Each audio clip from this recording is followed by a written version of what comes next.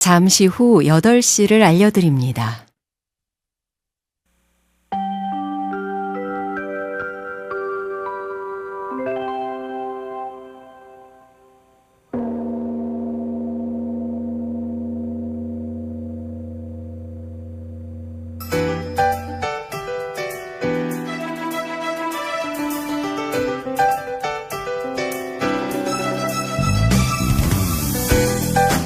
네, 정혜승의 아침저널 2부 이어갑니다. 이 시간에는 국회 외교통일위원회 소속이신 국민의힘 김건 의원 모시고 얘기 나눠보겠습니다. 의원님 안녕하세요. 네, 건강한 정치 김건희입니다. 근데 아직 제가 외교통일위원회 배속받은 건 아니라서 지금까지 하반기 아직 정리가 안 된 거죠? 하반기 원구성은 아직 원구성 중이라서 조금 결과를 기다려봐야 되겠습니다. 네. 워낙에 외교 전문가시라 이거는 이따가 천천히 어쨌든 얘기를 여쭤보는 거로 하고, 오늘 모시게 된 이유 중에 하나가 최근에 의원님 발의하신 법이 굉장히 눈길을 모으더라고요. 스토킹 가해자의 형사 절차 정보를 피해자에게 통보하는 이른바 스토킹 피해자 안심법이라는 걸 발의하셨어요. 네. 그러니까 피해자 입장에서 고민하신 법안 같은데 어떤 문제의식을 갖고 이렇게 발의하게 되신 건지 좀 여쭤볼게요. 그러니까 이제 스토킹 피해자를 보호하기 위한 여러 이제 조치들이 되고 있는데 그 중에서 조금 약간 빠진 부분이 있었습니다. 그건 뭐냐면 스토킹 피해자는 특수한 위치거든요. 스토킹 가해자가 이미 이제 스토킹 피해자의 위치 정보라든가 뭐 주소라든가 뭐 연락처라든가 이걸 다 알고 있는 개인 정보가 다 드러난 상황이어서, 그래서 가령 예를 들어서 스토킹 그러니까 가해자가 이제 이 뭐 감옥에서 출소를 하게 되면 그때부터 이제 상당히 위험이 높아지는 거지 않습니까? 네. 근데 그럴 때 이제 이 출소했다는 정보 자체를 좀 피해자한테 알려주는 게 필요한데 그걸 이제까지는 좀 신청을 해야만 받을 수 있는 그런 정보가 돼 있었는데, 근데 그게 이제 신청을 하기가 좀 그 제도적으로 어렵기도 하고, 그래서 이제 그런 정보를 자동적으로 좀 알려주게 그렇게 하는 법안입니다. 그래서 그렇게 하면 좀 스토킹 피해자에 대한 보호가 훨씬 더 만전을 기할 수 있지 않을까 생각해서 발의한 법안입니다. 어렵게 신청하지 않아도 그냥 자동적으로 통보되는 네. 가해자가 지금 출소를 언제 한다 네. 이런 정보가 온다는 건데, 한편으로 안심되는 동시에 한편으로 더 불안할 것 같다는 생각도 드는 게, 이게 다른 조치도 같이 가야 될 것 같아요. 피해자 입장에서는 가해자가 검거된 것도 불안하고 출소돼도 불안하고, 무엇보다 이제 그 법적 아무튼 처벌을 다 마치고 나오면 나에게 보복하지 않을까 이런 두려움이 있을 것 같거든요. 이런 보복성 추가 범죄를 예방하기 위해서 실질적으로 어떤 조치가 가능할까요? 지금 이미 이제 100m 접근 금지가 적용이 되거든요. 출소를 하더라도. 네. 그런 것들이 있고 또 하반기부터는 실시간 위치 정보 제공이라든가 이런 것도 다 가능해집니다. 실시간 위치가. 예. 그래서 네. 사실은 이제 보호와 관련된 많은 이제 이 제도들이 강화가 되는 것이고, 거기에 이제 조금 빠진 게 이제 그런 변동이 있을 때 자동적으로 좀 피해자에게 알려주는 게 좀 빠져 있어서 제가 이제 거기에 대해서 발의를 한 거고요. 그리고 제가 생각할 때는 우리 법 집행 기관에서 이제 이건 좀 특수한 범죄 형태이기 때문에 여기에 대해서는 조금 더 관심과 경각심을 갖고 피해자 보호를 위해서 적극 이제 제도는 많이 갖춰졌거든요. 제도들이 많이 갖춰지니까 피해자 보호를 위해서 좀 더 적극적으로 노력해야 되지 않을까 그렇게 생각해 봅니다. 외통위에서 이런 민생 법안도 관심을 특이하게 가지셨다라고 해야 되나? 워낙 다른 법안도 많이 하시는 걸로 알고 있긴 한데. 예, 뭐 그 국민의 안전을 위한 길에 뭐 상임위가 어디 있겠습니까? 그래도 어쨌든 오늘은 외교 분야, 외교 통일 분야에 대해서 누구보다 전문가시고 여쭤볼 게 조금 많습니다. 최근에 이제 북한이 군사 분계선 이북 100m 이내까지 철책을 설치했다 이런 뉴스가 나왔거든요. 네. 이건 또 어떤 의도를 갖고 한 일일까 이게 좀 궁금합니다. 그러니까 지금 철책이나 장벽을 세우는 것은 이제 그 차단 조치를 취하는 거죠. 남과 북 사이에. 그것이 이제 김정은이 우리 남한 그러니까 우리 한국을 이 뭐 적대적인 그 적대적 국가 이렇게 하면서 한민족인 것도 부정하지 않습니까? 그런 상황의 연장선상에서 지금 하는 조치들이고요. 근데 다만 이제 이게 그 DMZ는 원래 2km 안에는 그런 시설물을 하지 못하게 돼 있으니까 사실은 그 정전협정 위반입니다. 정전협정 위반 사안인 걸 하는 것은 계속해서 이제 정전협정을 무실화시키려는 책동을 해왔습니다. 북한이. 그래서 이제 그거에 대한 연장선이 있는 거라서 여기에 대해서도 이제 우리가 잘 대응을 해가야 되지 않을까 싶습니다. 그 정전협정 위반이라고 하셨는데 그러니까 합동참모본부에서는 이게 명백히 위반이다라고 입장을 냈고 유엔 군사령부에서는 자동적으로 협정 위반이 되는 건 아니다. 또 약간 애매하게 입장을 냈단 말이에요. 한국 정부하고 유엔 군사령부 사이에 의견 차이가 있는 걸로 봐야 될까요? 저는 이제 뭐 의견 차이라고는 보지는 않고요.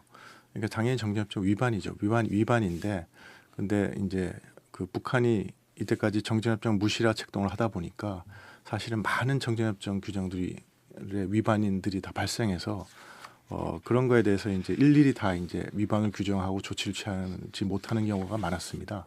그래서 이제 그런 현실을 이제 유엔사에서 얘기한 것 같은데, 다만 이런 게 유엔사라는 게 뭐 다른 게 아니라 이제 우리 동맹국인 미군이 지금 관할하지 않습니까? 그래서 한미 간의 이런 긴밀한 조율을 통해서 이런 메시지들이 다른 것처럼 들린 메시지가 안 나오게 해야 되는 거거든요. 그렇죠. 그래서 그런 것이 나온다는 게 조금 문제가 있다고 생각합니다. 그 사실 북한이 이렇게 막 철책도 다시 내려서 설치하고 이런 반응을 보이는 게 우리가 조금 빌미를 준 거 아닌가 이런 얘기들도 있어요. 보면은 그 대통령이 EU 정상들하고 만나가지고 북한과 러시아의 군사 협력을 규탄하고 북한 핵을 불인정하고 그다음에 북한의 인권 개선을 촉구하고 사실 북한 입장에서는 아니 다 이 얘기를 갑자기 왜 한국 대통령이 EU 정상들하고 만나서 하느냐. 우리 입장에서는 뭔가 EU 정상들하고 이렇게 매끄러운 외교 관계를 좀 그날 이제 직접 방문하셨으니까 하신 것 같은데 북한은 이제 남한이 평화의 가면을 내던졌다라고 이제 굉장히 크게 반발을 했고 사실 한반도 평화 공존을 우리 정부 현재 정부의 그 기본 입장으로 볼 때는 약간 좀 왔다 갔다 하는 건가 이런 의구심도 있거든요. 뭐 그렇게 보는 거는 저는 심각하게 문제가 있다고 생각합니다. 그렇게 보면 예, 왜냐하면 이제 그 뭐 국제 사회가 있지 않습니까? 국제 사회는 기본적으로 국제 사회 법이 있고 국제 사회의 윤리가 있고 국제 사회 가치가 있지 않습니까? 그런 거에 대해서 위반되는 행위를 하는 거에 대해서는 당연히 국제 사회가 함께 이건 위반이고 고쳐야 된다고 얘기하는 것이고 그런 거를 하지 못한다면 사실은 우리가 국제 사회에 책임 있는 일원이 아닌 거죠. 그래서 국제사회의 책임 있는 일원으로서 당연히 해야 될 얘기를 한 것인데 거기에 대해서 이제 북한이 반발했다고 해서 그런 걸 하면 안 된다 하는 거는 곤란하죠. 그러니까 네. 우리 입장이 일관성 있게 그럼 평화, 한반도 평화 혹은 이제 남북 공존 이제 이런 상생의 얘기를 하는 거 아니었냐 이제 이런 얘기가 나오는 아니 거죠. 그러니까 우리 네. 입장은 일관되죠. 우리는 당연히 네. 상생하고 공존하고 남북 간에 화해하고 대화해야 되는 거지만 이제 그것을 위해서 북한이 이제 국제사회의 규칙과 국제법에 어긋나는 행동까지 우리가 다 그 인정해주겠다. 할 말은 하고. 그런 거는 아니지 않습니까? 네. 그래서 당연히 해야 될 말씀을 하신 거고 그런 거에 대해서 북한이 반발하는 거에 대해서는 우리도 뭐 그냥 견뎌내야 될 일. 네. 안 그래도 얼마 전에 북한이 개헌을 하면서 통일 조항을 삭제를 하고 영토 조항을 신설을 했어요. 그리고 남북 관계를 두 국가 관계로 규정을 했단 말이죠. 예, 우리 국정원에서는 남북을 두 국가로 규정했지만 적대성은 줄어든 거다. 이렇게 이제 또 설명을 하긴 했는데 네. 어떻게 봐야 될까요? 뭐 저는 뭐 국정원의 평가에 저는 동의하지 않습니다. 동의하지 않으세요? 네. 왜냐하면 그게 이제 그 전에 워낙 이제 이 험한 얘기를 많이 했다가 헌법 조항 자체에서는 그런 험한 얘기까지는 안 했으니까 좀 적대성이 준 거 아니냐는 거지만 그 기본적인 성격이 변화가 없거든요. 남북은 적대적인 두 국가 관계다라는 그걸 갖다가 헌법 조항으로 만든 거니까 여기에 대해서 우리가 뭐 적대성이 줄어들어서 마치 괜찮은 헌법 개정이냐 평가한다는 것은 뭐 온당하지 않다고 저는 생각합니다. 적대적 두 국가라고 규정이 명시가 되어 있는 건 아니죠? 그렇죠. 그러니까 이제 그런 말이 빠졌다고. 말이 빠졌으니까. 네, 말이 빠졌으니까. 근데 두 국가 관계라고 분명히 한 거거든요. 그다음에 거기에 대해서 이제 그 여러 가지 이제 적대적인 함의를 갖는 내용들이 나와 있는데 또 불구하고 이제 명확하게 그런 용어가 빠졌다 그래서 이제 좀 낮은 거 아니냐 이렇게 생각하는데 그렇지만 그 성격이 전혀 바뀐 게 아니고 그다음에 공개적인 입장 표명에서는 다 적대적 두 국가 관계 유지되고 있으니까 그러니까 이제 좀 뭐랄까 국민을 잘못하면 호도할 수 있는 그런 거라서 그런 거에는 좀 객관적으로 좀 했으면 좋겠다는 생각이 듭니다. 그 예전에 보면은 갑자기 이제 문재인 정부 초기에 맨날 미사일을 빵빵 쏴대는 통해서 이게 대체 무슨 일인가? 네. 왜 저렇게까지 하지?라고 17년에 굉장히 긴장이 고조됐다가 18년 초에 이제 그 평창 올림픽 하면서 분위기가 굉장히 순풍을 타고 이제 알다시피 그 문재인 정부에서는 여러 가지 시도를 했었잖아요. 그리고 지금 이게 다시 다 거꾸로 돌아갔단 말이죠. 네. 이게 다시 복원될 가능성은 어떻게 어디서 돌파구를 찾을 수 있을 거라고 보세요? 그러니까 평창 올림픽을 계기로 해서 북한이 이제 대화 공세로 나섰던 것도 기본적으로 북한이 국제사회로부터 강력한 제재를 받으면서 이제 거기에 살 길을 모색하기 위해서 나온 거였거든요. 그러니까 이제 북한이 어떤 필요성이 생겼을 때 그런 전환이 있을. 제재라는 목적 예. 자체가 그런 압박을 한 거잖아요. 아니 나오라고. 그렇죠. 이제 네. 그런 네. 그러니까 달리 말하면 북한의 그런 수요가 있을 때 이런 변화가 되는 것이고, 왜냐하면 우리 쪽은 항상 북한하고 대화를 하고 북한을 협상하고 북한을 국제사회로 다시 복귀시키고 그다음에 비핵화의 길로 다시 돌아오게 하고 이게 우리 목표이기 때문에 그 목표는 바뀔 수 없는 거지 않습니까? 그러니까 우리는 그런 입장을 유지하고 있고 항상 북한이 문제인데 북한이 그렇게 돌아와야 될 상황이 생겼을 때가 이제 되는데 현재는 지금 북한이 그럴 만한 유인이 없는 것 같고요. 아마 제 생각에는 우크라이나 전쟁이 끝나고 나면 여러 국제 정세의 변화가 있을 거기 때문에 그때를 즈음해서 북한도 태도를 바꿀 수밖에 없지 않을까 그렇게 생각을 하고, 그래서 그런 때를 대비해서 우리가 이제 우리가 확고한 우리 입장을 유지하고 하면서 이제 북한의 어떤 북한을 국제사회로 복귀시키기 위한 노력을 계속 해야 되지 않을까 그런 생각하고 있습니다. 말 나온 김에 여쭤볼게요. 우크라이나 전쟁 대체 언제쯤 끝날지 이게 전망이 보이세요? 그 전망이 안 보이죠. 왜냐하면 전쟁이란 거는 시작하기는 쉽지만 끝내기는 정말 어렵거든요. 그래서 우리 그 6.25 전쟁도 사실은 거의 1년 동안에 다 이제 끝난 거지만 휴전 협상하느라고 3년이 걸린 그렇죠. 거지 않습니까? 네. 지금 우크라이나 전쟁도 보통 뭐 1, 2년 생각하다가 지금 벌써 한 4년이 지났으니까 네, 생각보다 너무 길어지고 너무 있어요. 길어지고 있는데 네. 그렇지만 또 이게 뭐 계속할 수는 없지 않습니까? 또 러시아도 그렇고 우크라이나도 그렇고 국력이 엄청난 손상을 받으니까, 그래서 이것이 이제 어떤 시점에 이제 끝난다고 하면 그때가 아마 큰 정세 변화가 있게 될 거라고 저는 생각하고 있습니다.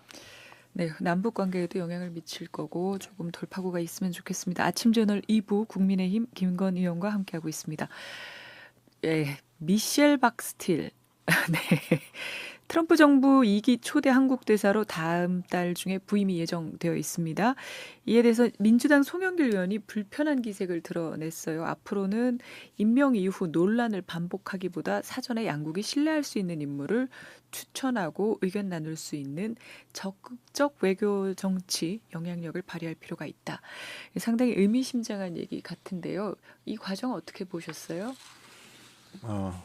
그러니까 뭐 의원 개개인은 뭐 자기 의견을 얘기할 수 있는 거니까 송영길 의원께서 이제 개인의 의견으로 그런 얘기를 하실 수는 있겠죠. 근데 다만 이제 언론 보도에 따르면 송영길 의원께서 이제 외교장관 후보로도 올라 있고 외교장관을 하시길 희망하신다 그러지 않습니까?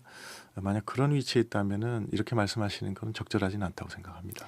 아, 근데 이런 교감을 그러니까 일단 미셸 박스틸이라는 인물 자체가 논란이 되기 때문에 사실 이런 발언까지 나온 것 같은데 네. 어떤 분인지 좀 설명을 해주시죠. 그러니까 미셸 스틸 대사는 우리 이제 실향민인데 그 이민을 가서 뭐 캘리포니아 오렌지 카운티에서 하원으로 당선돼서 미국 국회의원까지 한 입지전적인 분이죠. 그리고 이제 의정 활동 그다음에 이제 하면서 또 우리 한인 사회의 발전을 위해서 많이 노력했고 한미 양국 관계를 위해서도 노력하신 분이니까 뭐 사실 우리로서는 큰 도움이 되실 분인데 다만 이제 네. 다만 이분이 이제 북한에 대해서 조금 강경한 자세를 보였다 그럴까요? 뭐 그런 것 때문에 아마 이런 말씀이 나오시는 것 같은데 저는 그것도 좀 잘못됐다고 생각하는 게 주한미국 대사는 뭐 대북 정책을 직접 미국의 대북 정책에 관여하는 바가 그렇게 직접적이지 않고 주된 임무가 그 한미 관계지 않습니까? 이분은 한미 관계를 위해서 적극적으로 노력하실 분이니까 그런 중요한 한미 간의 이 다리가 되실 분으로 우리가 적극적으로 이제 환영하고 그다음에 이분의 역량을 우리가 잘 활용하고 해야 되는 거죠. 그래서 그런 입장에서 우리가 지켜봐야 되지 않을까. 그것이 우리 국익을 지키는 방법이 아닐까 저는 생각하고 있습니다.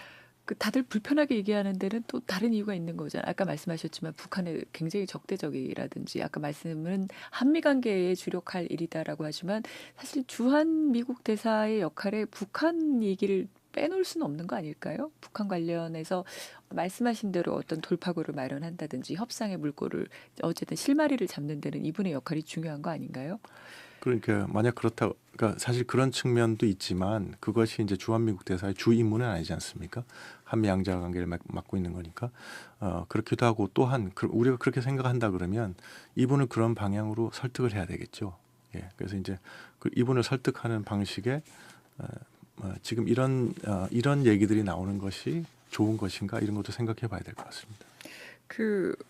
송영길 의원의 얘기가 이제 개인적으로 해도 약간의 이제 문제가 있다라고 얘기를 하셨는데 이런 교감이 있어요? 그 대사를 임명을 하는 과정에서 양국 간에 아무래도 왜냐하면 아그레명이라는 절차가 있습니다. 절차는 있는데 예, 거기까지 가기 전에 네. 물 밑에서 그래서 이런 게 그 물 밑에서 그런 교환을 많이 하죠. 왜냐하면 아그레망을 거부하는 것 자체가 이제 상당히 그 비우호적인 행위가 될 수 있기 때문에 그 전에 많은 이미 국가들이 그 이전에 이미 이제 얘기 나오는 단계에서도 협의도 하고 뭐 이런 거지만 이분 같은 그러니까 미국의 국회의원을 하고 한미 관계에 대해서 큰 관심을 갖고 여러 노력을 해온 분이 이제 주한미국 대사로 임명되는 건 사실 좀 자연스러운 거지 않습니까? 그래서 뭐 우리가 크게 그렇게 반대할 수 있는 근거는 없었다고 저는 생각합니다. 그 마가로서 트럼프하고 입장이 굉장히 비슷하다 뭐 이런 것들은 있는데 트럼프 대통령의 북한에 대한 생각이 또 약간 일관성 있지는 않잖아요.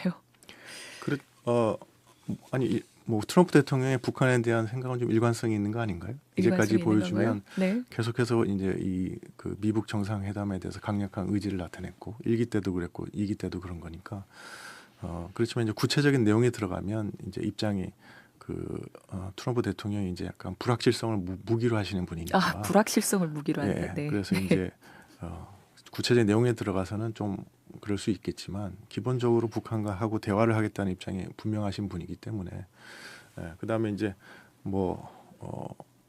이 미셸 스틸박 대사란 분이 이제 트럼프 대통령하고 대화가 잘 되는 분이라 그러면 그게 우리한테는 중요한 거지 않습니까? 우리가 그럼 미셸 스틸박 대사를 통해서 트럼프 행정부에 분명한 우리 입장을 잘 전달할 수 있다는 거니까 그래서 그런 거를 어떻게 우리가 선용할 수 있느냐 그거에 이제 우리가 주안점을 두고 생각해 봐야 될 것 같습니다.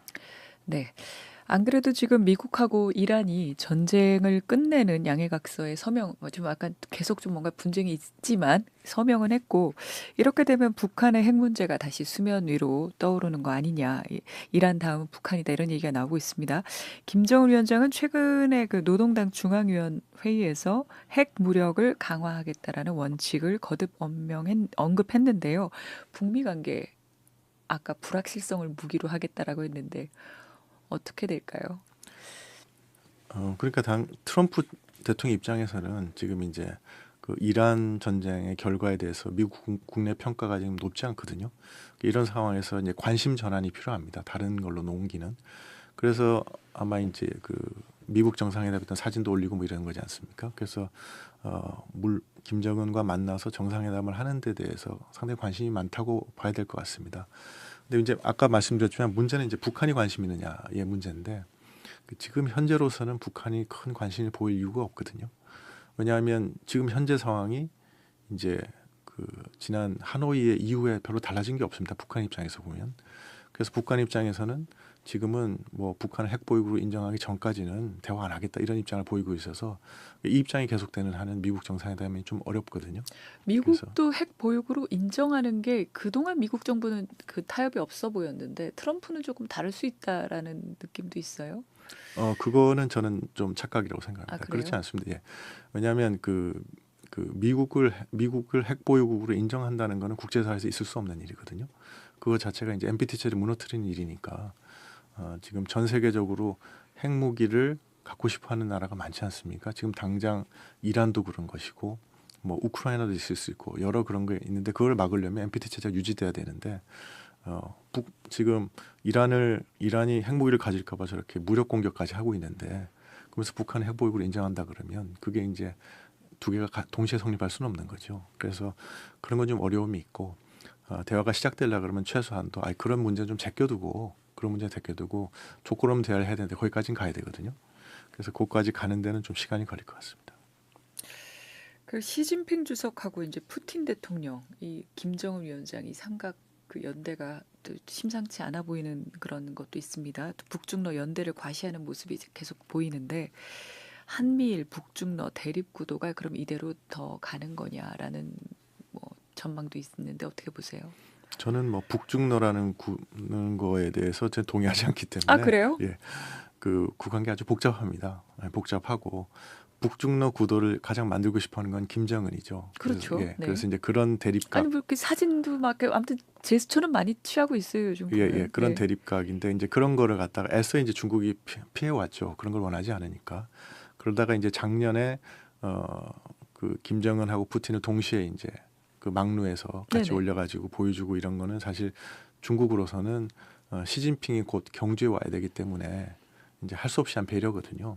그러니까 저는 뭐 그렇게 삼각관계가 공고하다고 생각하지 않고 우리가 얼마든지 거기에 대해서는 중국과 러시아 우리도 관계가 있고 미국도 관계가 있고 그렇기 때문에 잘 헤쳐나갈 수 있다고 생각합니다.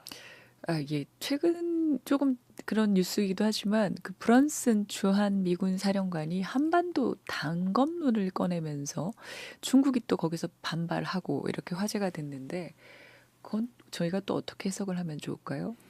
사실 이제 브런슨 사령관이 보통은 안 하는 얘기를 한 거죠. 그렇죠. 예, 왜냐하면 꼭 그런 얘기를 안 한다고 우리가 단검이 아닌 것도 아닌 것이고 전략적 위치란 건 뭐 당연한 거니까. 근데 브런슨 사령관이 왜 저런 얘기를 했을까 무리를 해가면서까지 보면 지금 미국 내부에 이제 한 크게 세 가지 흐름이 있거든요.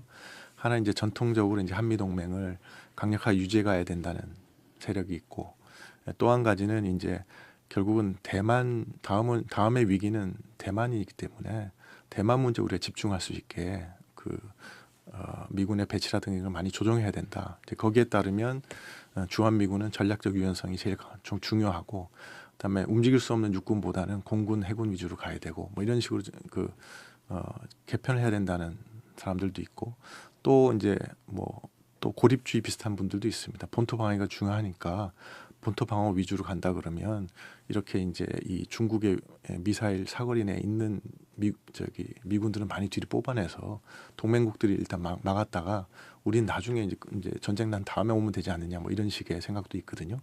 그런 것들이 지금 사실은 현재 이 현상을 상당히 변경시킬 수 있는 거고 형상 변경이 어떤 결과를 가져올 수 있는지 모르기 때문에 그 중에서 그래서 아마 전통주의적인 미 군부라든가 이런 데서는 아니다. 지금 현상을 유지하는 것이 미국의 국익에 가장 도움이 되는 것이다.